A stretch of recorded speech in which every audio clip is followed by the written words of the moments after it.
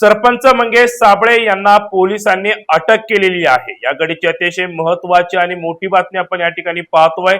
मंगेश साबळे यांना पोलिसांनी अटक केली आहे। जिल्हाधिकारी कार्यालयात आंदोलन केल्या प्रकरणी आता मंगेश साबळे यांना पोलिसांनी ताब्यात घेतलंय। नेमकं काय घडलंय सविस्तर पाहणार आहोत। छत्रपती संभाजीनगर मध्ये बुधवारी जिल्हाधिकारी कार्यालयात मोठा गोंधळ निर्माण झाला होता।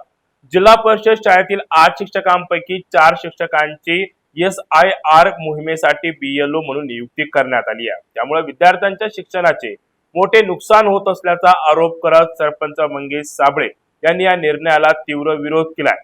याच मागणीसाठी मंगेश साबळे हे 20 ते 25 नागरिकांसह जिल्हाधिकारी कार्यालयात पोहोचले। सुरुवातीला अधिकाऱ्यांसोबत चर्चा झाली, मात्र त्यानंतर वातावरण अचानक तापले।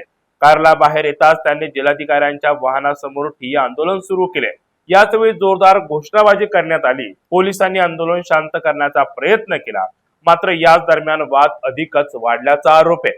पोलिसांच्या माहितीनुसार आंदोलन दरम्यान महिला तहसीलदारांना शिवीगाळ करण्यात आली, तसेच अधिकाऱ्यांना धमक्या देखील देण्यात आल्या। जिल्हाधिकाऱ्यांविरोधातही अवाच्य भाषेत घोषणाबाजी झाल्याचा आरोप करण्यात आला।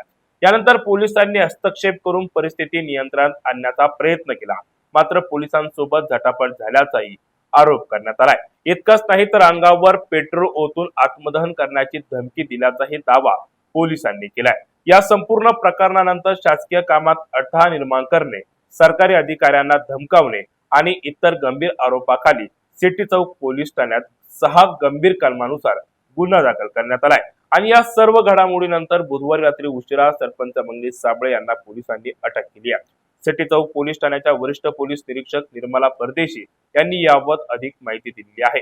आज 9 जुलै रोजी दुपारी त्यांना न्यायालयात हजर करण्यात येणार असून या प्रकरणाचा पुढील तपास पोलीस उपनिरीक्षक गणेश केदार करत आहे।